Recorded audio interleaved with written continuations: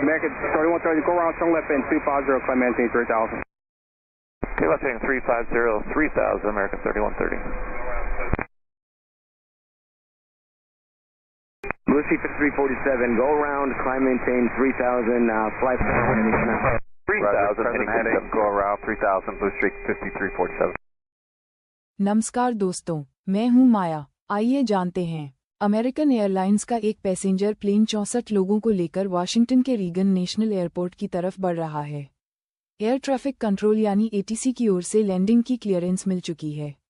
सारे यात्री फ्लाइट के लैंड करने का इंतजार कर रहे हैं, तभी अचानक हवा में जोर का झटका लगता है और इससे पहले कि लोग संभल पाते पूरा का पूरा हवाई जहाज आग के गोले में तब्दील होकर नीचे गिरने लगता है।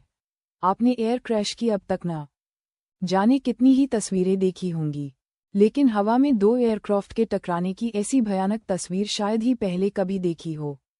ये वो हादसा है जिसमें अमेरिकन एयरलाइंस की एक फ्लाइट को अमेरिका के ही एक फौजी हेलीकॉप्टर से उसकी H-60 ब्लैक हॉक ने हवा में ही टक्कर मार दिया और देखते ही देखते दोनों एयरक्राफ्ट टुकड़ों में बिखरकर कनॉइस जलते हुए नीचे आ गिरे। ऊपर चंद सेकंड्स में जलाकर राख कर देने वाली आग और नीचे -1 से भी कम टेम्परेचर पर बहने वाली नदी।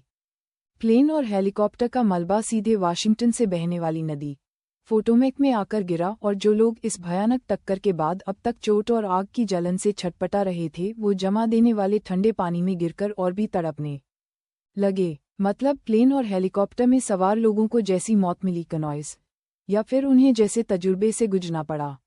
ऐसे भयानक तजुर्बे के बारे में सोचना भी नामुमकिन है। अमेरिकन एयरलाइंस की फ्लाइट संख्या 5342 ने कैंसस के विचिता से राजधानी वाशिंगटन के लिए उड़ान भरी थी। प्लेन में 60 मुसाफिर और 4 क्रू मेंबर्स सवार थे। जब ये हादसा हुआ, प्लेन रनवे की तरफ अप्रोच कर ही रहा था। दूसरी ओर एटीसी ने फौजी हेलीकॉप्टर को भी उतरने का सिग्नल दे रखा था। ये एक ट्रेनिंग फ्लाइट थी जिसमें 3 अमेरिकी सैनिक सवार थी। फौजी हेलीकॉप्टर को रनवे नंबर 33 के नज़दीक टचडाउन करना था और ये तेजी से नीचे की ओर आ रहा था कनॉइस, लेकिन तभी दूसरी दिशा से आ रही फ्लाइट को हेलीकॉप्टर ने बिल्कुल सामने से टक्कर मार दिया। हादसे की तस्वीरों के सामने आने और इसका मैसेज सर्कुलेट होने के साथ एकाएक कई एजेंसियां सक्रिय हो गई और राहत और बचाव का काम शुरू कर दिया गया। फायर ब्रिगेड के साथ साथ वाटर रेस्क्यू टीमों को भी काम में लगाया गया। लेकिन सबसे ज्यादा दिक्कत पोटोमैक नदी के गहरे पानी और इस पानी का -1 से भी ज्यादा ठंडा होने की वजह से हो रही थी।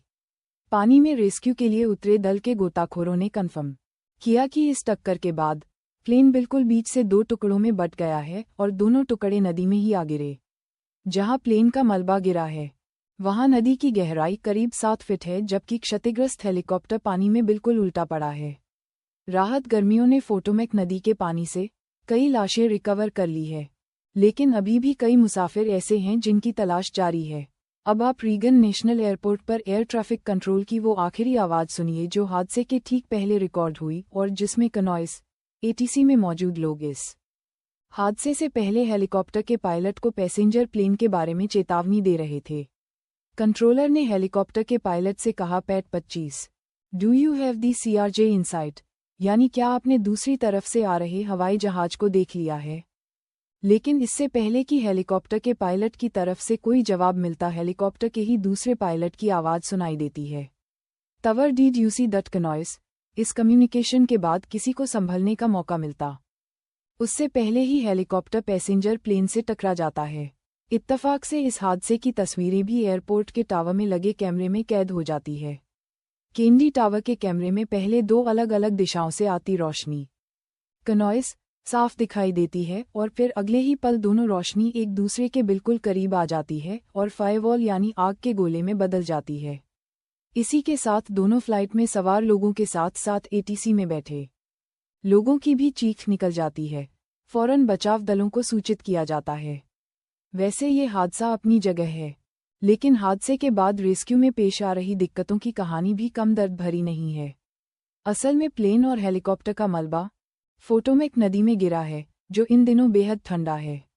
वैसे भी अमेरिका के कई इलाकों में इन दिनों भयानक ठंड पड़ रही है और ऐसे में नदी नाले सबका पानी काफ़ी ठंडा है। पोटोमैक नदी के पानी का तापमान -1 डिग्री सेल्सियस के आसपास है। ऊपर से नदी में कनॉइस, बर्फ के टुकड़े भी तैर रहे हैं। ऐसे में जानकारों का कहना है कि अगर कोई स्वस्थ आदमी भी इस पानी में नदी के बीचों बीच गिर जाए तो उसका तैरकर बाहर आना तकरीबन नामुमकिन है, क्योंकि इतने ठंडे पानी में शरीर का टेम्परेचर भी इतना डाउन हो जाता है कि जिंदा रहना ही मुश्किल हो जाए। अब जरा सोचिए, आग में झुलसे और चोटों से बेहाल लोग जब इस भयानक ठंडे पानी में गिरे होंगे तो उनकी क्या हालत हुई होगी। एक्सपर्ट्स बताते हैं कि इतने ठंडे पानी में गिरने से इंसान हाइपोथेर्मिया का शिकार हो सकता है, जिससे उसकी जान जा सकती है। महज 20 मिनट से आधे घंटे के अंदर शरीर काम करना बंद कर सकता है और फिर जिंदगी खत्म हो जाती है। ऐसे में इस हादसे के बाद नीचे नदी में गिरे लोगों का बच पाना भी तकरीबन एक नामुमकिन सी बात है। अमेरिकी राष्ट्रपति डोनाल्ड ट्रंप ने भी इस हादसे के बाद मामले की जांच के आदेश दे दिए। साथ ही उन्होंने ये भी कहा है कि अगर इसके पीछे कोई साजिश जैसी बात होगी तो उसकी भी पड़ताल की जाएगी। अगर हमारा वीडियो आपको अच्छा लगा हो तो लाइक, सब्सक्राइब और शेयर बटन को ठोक दो। आपकी माया।